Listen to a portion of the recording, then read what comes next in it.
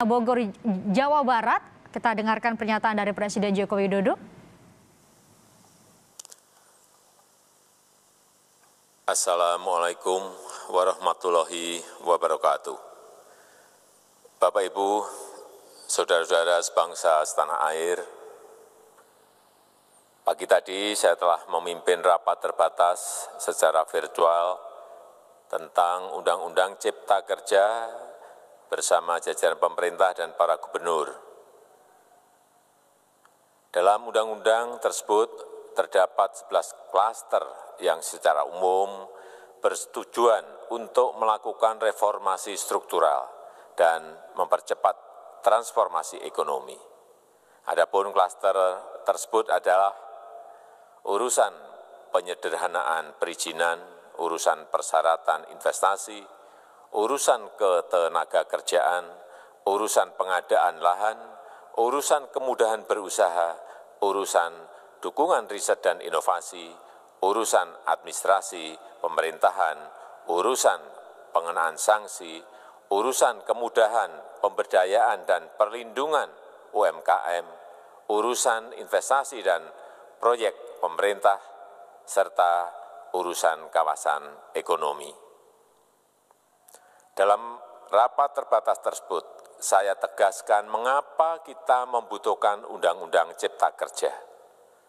Pertama, setiap tahun ada sekitar 2,9 juta penduduk usia kerja baru, anak muda yang masuk ke pasar kerja, sehingga kebutuhan atas lapangan kerja baru sangat-sangat mendesak.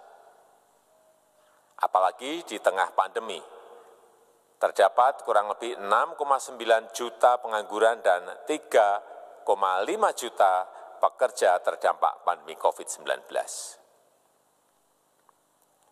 Dan sebanyak 87% dari total penduduk bekerja memiliki tingkat pendidikan setingkat SMA ke bawah, di mana 39% berpendidikan sekolah dasar. Sehingga perlu mendorong penciptaan lapangan kerja baru, khususnya di sektor padat karya. Jadi, Undang-Undang Cipta Kerja bertujuan untuk menyediakan lapangan kerja sebanyak-banyaknya bagi para pencari kerja serta para pengangguran. Kedua, dengan Undang-Undang Cipta Kerja akan memudahkan masyarakat, khususnya usaha mikro kecil, untuk membuka usaha baru. Regulasi yang tumpang tindih dan prosedur yang rumit dipangkas.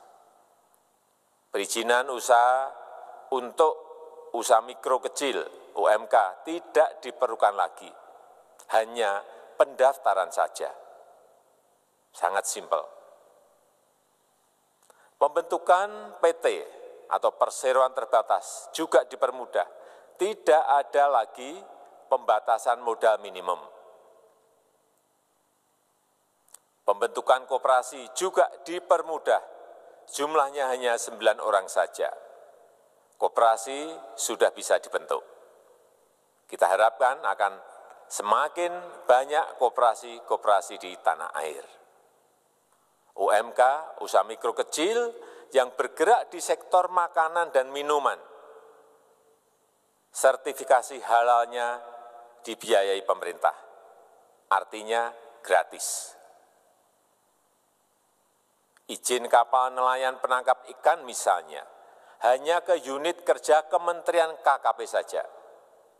Kalau sebelumnya harus mengajukan ke Kementerian KKP, Kementerian Perhubungan, dan instansi-instansi yang lain.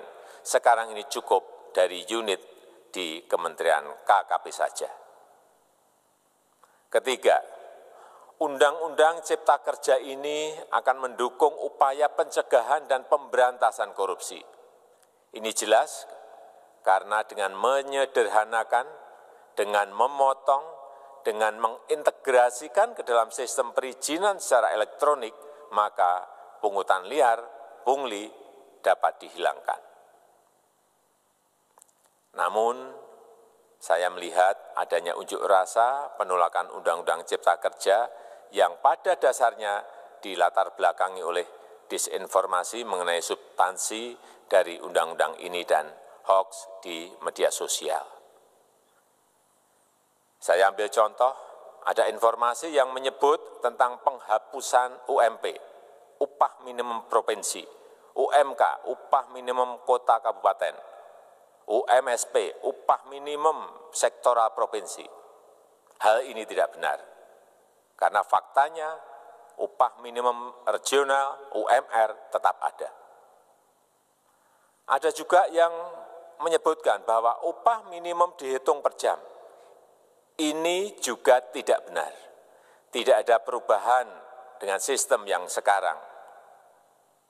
Upah bisa dihitung berdasarkan waktu dan berdasarkan hasil.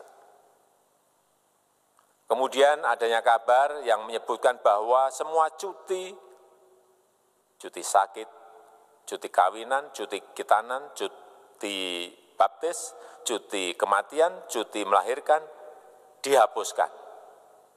Dan tidak ada kompensasinya. Saya tegaskan juga ini tidak benar. Hak cuti tetap ada dan dijamin. Kemudian apakah perusahaan bisa mem-PHK kapanpun secara sepihak? Ini juga tidak benar. Yang benar, perusahaan tidak bisa mem-PHK secara sepihak.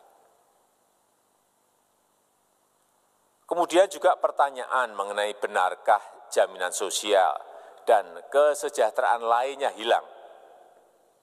Yang benar, jaminan sosial tetap ada.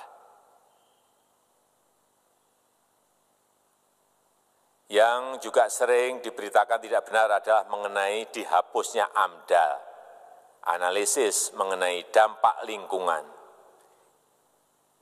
Itu juga tidak benar. AMDAL tetap ada. Bagi industri besar harus studi AMDAL yang ketat. Tetapi bagi UMKM lebih ditekankan pada pendampingan dan pengawasan. Ada juga berita mengenai Undang-Undang Cipta Kerja ini mendorong komersialisasi pendidikan. Ini juga tidak benar. Karena yang diatur hanyalah pendidikan formal di kawasan ekonomi khusus, di KEK. Sedangkan perizinan pendidikan tidak diatur di dalam Undang-Undang Cipta Kerja ini. Apalagi perizinan untuk pendidikan di pondok pesantren. Itu tidak diatur sama sekali dalam Undang-Undang Cipta Kerja ini. Dan aturannya yang selama ini ada tetap berlaku. Kemudian diberitakan bahwa keberadaan bank tanah. Bank tanah ini diperlukan untuk menjamin kepentingan umum, kepentingan sosial, kepentingan pembangunan nasional, pemerataan ekonomi, dan konsolidasi lahan serta reforma agraria. Ini sangat penting untuk menjamin akses masyarakat terhadap kepemilikan tanah, kepemilikan lahan, dan kita selama ini tidak memiliki bank tanah. Saya tegaskan juga bahwa Undang-Undang Cipta Kerja ini tidak melakukan resentralisasi kewenangan dari pemerintah daerah ke pemerintah pusat. Tidak ada. Perizinan berusaha dan pengawasannya tetap dilakukan oleh pemerintah daerah sesuai dengan NSPK, norma, standar, prosedur, dan kriteria yang ditetapkan pemerintah pusat. Ini agar dapat tercipta standar pelayanan yang baik di seluruh daerah dan penetapan NSPK ini dapat nanti akan diatur di dalam PP atau peraturan pemerintah. Selain itu, kewenangan perizinan untuk non-perizinan berusaha tetap ada di Pemda, sehingga tidak ada perubahan. Bahkan kita melakukan penyederhanaan, melakukan standarisasi jenis dan prosedur berusaha di daerah. Dan perizinan berusaha di daerah diberikan batas waktu. Ini yang penting di sini. Jadi ada service level of agreement. Permohonan perizinan dianggap disetujui bila batas waktu telah terlewati. Saya perlu tegaskan pula bahwa Undang-Undang Cipta Kerja ini memerlukan banyak sekali peraturan pemerintah atau PP dan peraturan presiden atau Perpres.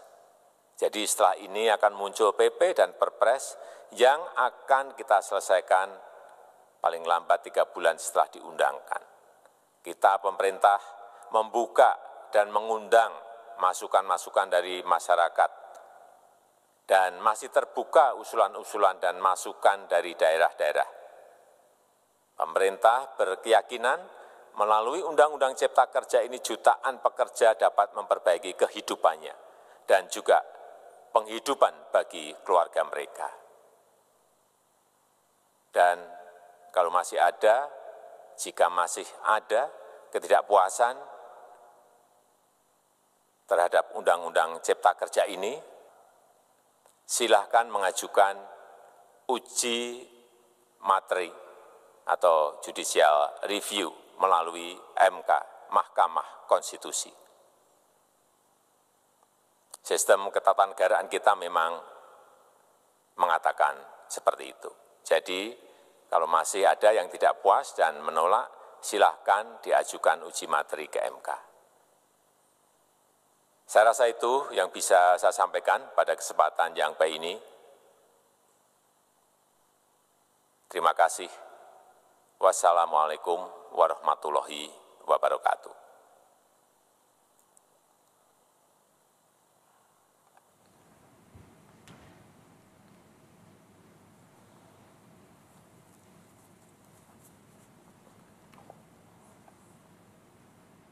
Itu dia, Saudara.